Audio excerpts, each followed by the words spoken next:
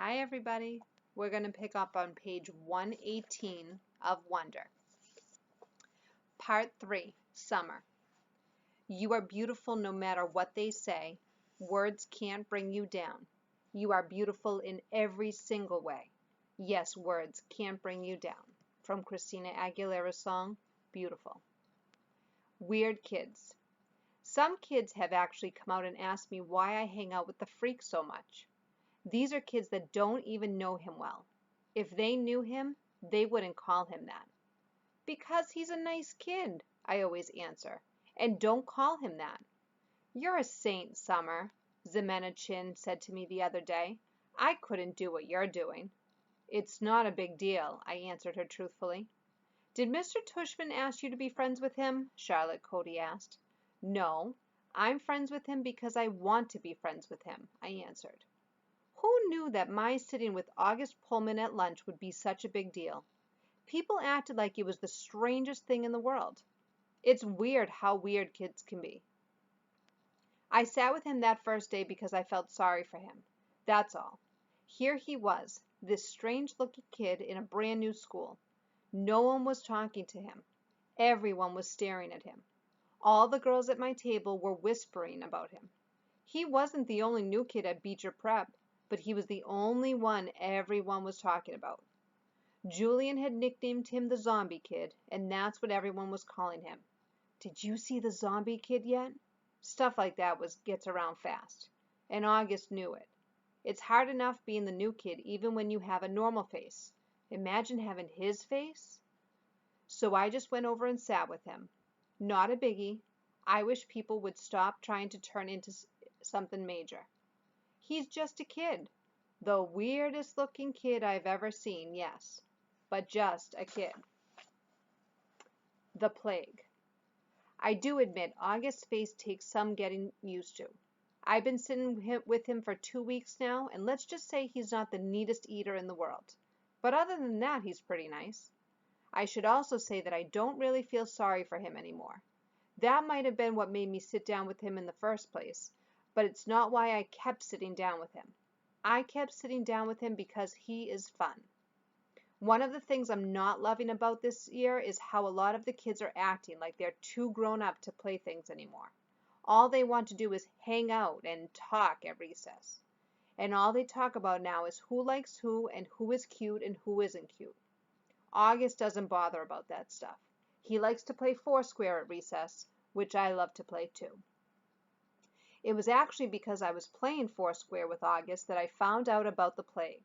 Apparently this is a game that's been going on since the beginning of the year. Anyone who accidentally touches August has only 30 seconds to wash their hands or find hand sanitizer before they catch the plague. I'm not sure what happens to you if you actually catch the plague because nobody's touched August yet. Not directly. How I found out about this is that Maya Markowitz told me that the reason she won't play Foursquare with us at recess is that she doesn't want to catch the plague. I was like, what's the plague? And she told me. I told Maya I thought that was really dumb and she agreed, but she still wouldn't touch a ball that August just touched, not if she could help it. The Halloween party. I was really excited because I got an invitation to Savannah's Halloween party. Savannah is probably the most popular girl in the school. All the boys like her. All the girls want to be friends with her. She was the first girl in the grade to actually have a boyfriend. It was some kid who goes to MS 281, though she dumped him and started dating Henry Joplin, which makes sense because the two of them totally look like teenagers already. Anyway, even though I'm not in the popular group, I somehow got invited, which is very cool. When I told Savannah I got her invitation and would be going to her party, she was really nice to me, though she made sure to tell me that she didn't invite a lot of people, so I shouldn't go around bragging to anyone that I got invited. Maya didn't get invited, for instance. Savannah also made sure to tell me not to wear a costume. It's good she told me because, of course, I would have worn a costume to a Halloween party. Not the unicorn costume I made for the Halloween parade, but the goth girl get-up that I wore to school. But even that was a no-no for Savannah's party. The only negative about my going to Savannah's party was that now I wouldn't be able to go to the parade, and the unicorn costume would be wasted. That was kind of a bummer. but okay. Anyway, the first thing that happened when I got to her party was that Savannah greeted me at the door and asked, "Where's your boyfriend, Summer?" I didn't even know what she was talking about. "I guess he doesn't have to wear a mask at Halloween, right?" she added. And then I knew she was talking about August. "He's not my boyfriend," I said. "I know, I'm just kidding." She kissed my cheek. All the girls in her group kissed each other's cheeks now whenever they said hello, and threw my jacket on a coat rack in her hallway. Then she took me by the hand down the stairs to her basement, which was where the party was. I didn't see her parents anywhere. There were about 15 kids there. All of them were popular kids from either Savannah's group or Julian's group. I guess they've kind of merged into one big super group of popular kids now that some of them have started dating each other. I didn't even know there were so many couples. I mean, I knew about Savannah and Henry, but Ximena and Miles? And Ellie and Amos? Ellie's practically as flat as I am. Anyway, about 5 minutes after I got there, Henry and Savannah were standing next to me, literally hovering over me. "So we want to know why you hang out with the zombie kid so much," said Henry. "He's not a zombie," I laughed, like they were making a joke. I was smiling, but I didn't feel like smiling. "You know, Summer," said Savannah, "you would be a lot more popular if you didn't hang out with him so much. I'm going to be completely honest with you. Julian likes you. He wants to ask you out." "He does? Do you think he's cute?" Yeah, I guess. Yeah, he's cute." "So you have to choose who you want to hang out with," Savannah said. She was talking to me like a big sister would talk to a little sister. "Everyone likes you, Summer. Everyone thinks you're really nice and that you're really, really pretty. You could totally be part of our group if you wanted to, and believe me, there are a lot of girls in our grade who would love that." "I know," I nodded. "Thank you." "You're welcome," she answered. "You want me to tell Julian to come and talk to you?" I looked over where she was pointed and could see Julian looking over at us. Actually, I need to use the bathroom. Where is that?" I went to where she pointed and sat down on the side of the bathtub and called Mom and asked her to pick me up. "Is everything okay?" said Mom. Yeah, I just don't want to stay," I said. Mom didn't ask me any more questions, and she said she'd be there in 10 minutes. "Don't ring the bell," I told her. "Just call me when you're outside." I hung out in the bathroom until Mom called, and then I snuck upstairs without anyone seeing me, got my jacket, and went outside. It was only 9:30. The Halloween parade was in full swing down Amesfort Avenue. Huge crowds everywhere. Everyone was in costume. Skeletons, pirates, princesses, vampires, superheroes. But not one unicorn. November. The next day at school, I told Savannah I had eaten some really bad Halloween candy and gotten sick, which is why I went home early from her party, and she believed me. There was actually a stomach bug going around, so it was a good lie. I also told her that I had a crush on someone else that wasn't Julian, so she would leave me alone about that, and hopefully spread the word to Julian that I wasn't interested. She, of course, wanted to know who I had a crush on, and I told her it was a secret. August was absent the day after Halloween, and when he came back I could tell something was up with him. He was acting so weird at lunch. He barely said a word, and kept looking down at his food when I talked to him, like he wouldn't look me in the eye. Finally I was like, "Augie, is everything okay? Are you mad at me or something?" "No," he said. "Sorry you weren't feeling well on Halloween. I kept looking for Boba Fett in the hallways." "Yeah, I was sick. Did you have that stomach bug?" "Yeah, I guess." He opened a book and started to read, which was kind of rude. "I'm so excited about the Egyptian Museum project," I said. "Aren't you?" He shook his head, his mouth full of food. I actually looked away because between the way he was chewing, which almost seemed like he was being gross on purpose, and the way his eyes were just kind of closed down, I was getting a really bad vibe from him. "What project did you get?" I asked. He shrugged, pulled out a little scrap of paper from his jeans pocket, and flicked it across the table to me. Everyone in the grade got assigned an Egyptian artifact to work on for Egyptian Museum Day, which was in December.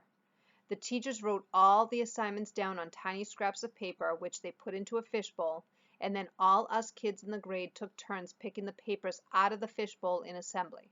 So I unfolded Augie's little slip of paper. "Oh, cool," I said, maybe a little overexcited because I was trying to get him psyched up. You got the step pyramid of Saqqara. I know, he said. I got Anubis, the god of the afterlife. The one with the dog head? It's actually a jackal head, I corrected him. Hey, you want to start working on our projects together after school? You could come over to my house. He put his sandwich down and leaned back in his chair. I can't even describe the look he was giving me. You know, Summer, he said, you don't have to do this. What are you talking about? You don't have to be friends with me. I know Mr. Tushman talked to you. I have no idea what you're talking about. You don't have to pretend, that is all I'm saying. I know Mr. Tushman talked to some kids before school started and told them they had to be friends with me. He did not talk to me, August. Yeah, he did. No, he did not. Yeah, he did. No, he didn't. I swear on my life. I put my hands up in the air so he could see I wasn't crossing any fingers. He immediately looked down at my feet, so I shook off my Uggs so he could see my toes weren't crossed. You're wearing tights, he said accusingly. You can see my toes are flat, I yelled. Okay, you don't have to scream. I don't like being accused of things, okay? Okay, I'm sorry. You should be. He really didn't talk to you? Augie! Okay, I'm really sorry. I would have stayed mad at him longer, but then he told me about something bad that had happened to him on Halloween, and I couldn't stay mad at him anymore. Basically, he heard Jack bad-mouthing him and saying really horrible things behind his back. It kind of explained his attitude, and now I knew why he'd been out sick. Promise you won't tell anyone? He said. I won't, I nodded. Promise you won't ever be mean like that to me again? Promise, he said, and we pinky swore. Warning, this kid is rated R. I had warned Mom about August's face. I had described what he looked like. I did this because I know she's not always so good at faking her feelings, and August was coming over for the first time today. I even sent her a text at work to remind her about it. But I could tell from the expression on her face when she came home after work that I hadn't prepared her enough. She was shocked when she came through the door and saw his face for the first time. Hi, Mom. This is Augie. Can he stay for dinner? I asked quickly. It took a second for my question to even register. Hi, Augie, she said. Yeah, of course, sweetheart, if it's okay with Augie's mother. While Augie called his mother on the cell phone, I whispered to Mom, stop making that weirded out face. She had that look like she's watching the news and some horrific event has happened. She nodded quickly like she hadn't realized she was making a face and was really nice and normal to Augie afterward. After a while, Augie and I got tired of working on our projects and went to hang out in the living room. Augie was looking at the pictures on the mantel and he saw a picture of me and Daddy. Is that your dad? He said. Yeah. I didn't know you were, what's the word? Biracial? Right, that's the word. Yeah. He looked at the pictures again. Are your parents divorced? I've never seen him at drop-off or anything. Oh, no, I said. He was a platoon sergeant. He died a few years ago. Whoa, I didn't know that. Yeah, I nodded, handing him a picture of my dad in his uniform. Wow, look at all those medals. Yeah, he was pretty awesome. Wow, Summer, I'm sorry. Yeah, it sucks. I really miss him a lot. Yeah, wow, he nodded, handing me back the picture. Have you ever known anyone who died? I asked. Just my grandmother, and I don't really even remember her. That's too bad. Augie nodded. You ever wonder what happens to people when they die? I asked. He shrugged. Not really. I mean, I guess they go to heaven. That's where my grands went. I think about it a lot, I said. I think when people die, their souls go to heaven, but just for a little while. Like that's where they see their old friends and stuff and kind of catch up on old times. But then I actually think the souls start thinking about their lives on earth, like if they were good or bad or whatever, and then they get born again as brand new babies in the world. Why would they want to do that? Because then they get another chance to get it right, I answered. Their souls get a chance to have a do-over. He thought about what I was saying and then nodded. Kind of like when you get a makeup test, he said. Yeah, right. But they don't come back looking the same, he said. I mean, they look completely different when they come back, right? Oh, yeah, I answered. Your soul stays the same, but everything else is different. I like that, he said, nodding a lot. I really like that, Summer. That means in my next life I won't be stuck with this face.